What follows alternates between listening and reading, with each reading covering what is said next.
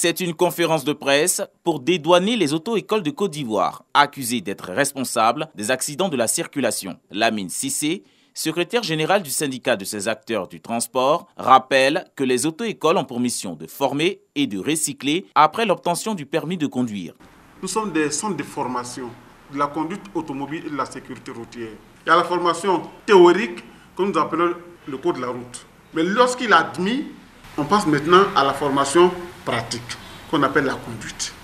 Quand en Côte d'Ivoire, il n'y a pas de formation continue, ces conducteurs sont livrés à eux-mêmes.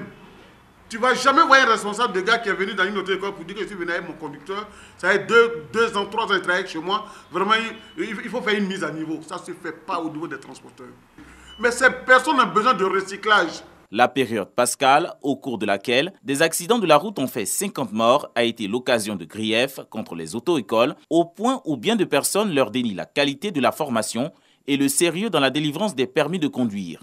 Le Sésame, qui autorise tout individu à conduire un véhicule au regard de la loi. Aujourd'hui, le syndicat est dans une dynamique d'assainissement du milieu et œuvre pour intégrer la Commission nationale de retrait du permis de conduire. Nous allons croiser le ministre. Il y a la police de la sécurité routière qui est là aujourd'hui. Nous allons approcher le commissaire. Nous allons scier toute la Côte d'Ivoire pour essayer d'assainir notre secteur d'activité. Nous allons passer dans les centres de gestion intégrés aujourd'hui. Tous ceux qui se promènent avec des sacs, avec des documents d'auto-école, nous allons les mettre à la disposition de la justice. Autant le syndicat rejette les accusations portées contre les auto-écoles, autant il exhorte les transporteurs et les automobilistes à entretenir leurs véhicules, les soumettre à la visite technique et se recycler pour prévenir tout risque d'accident.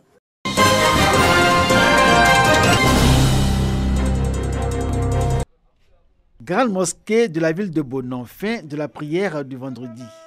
Les fidèles reçoivent un visiteur spécial. Le maire de Bonon est venu leur apporter son soutien en ce moment où ils accomplissent leur jeûne, 4 piliers de l'islam. C'est le grand mois de Ramadan. En islam, le mois de Ramadan est un mois sacré, un mois de partage.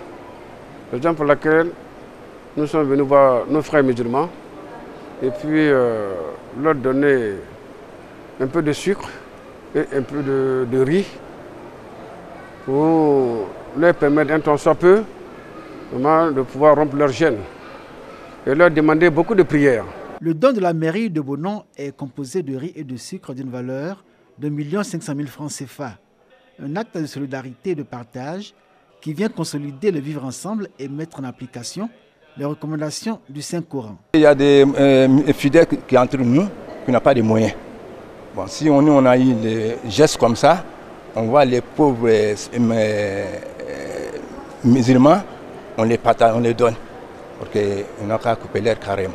Le prophète même a demandé ça, Allah aussi l'a demandé ça. Le premier magistrat de la commune de Bonon s'est entretenu avec l'imam principal de la grande mosquée. Sous l'impulsion du dignitaire religieux de la communauté musulmane de Bonon, l'harmonie intercommunautaire et le vivre ensemble sont des valeurs partagées par la population. Il a prié pour la paix en Côte d'Ivoire et pour le président de la République.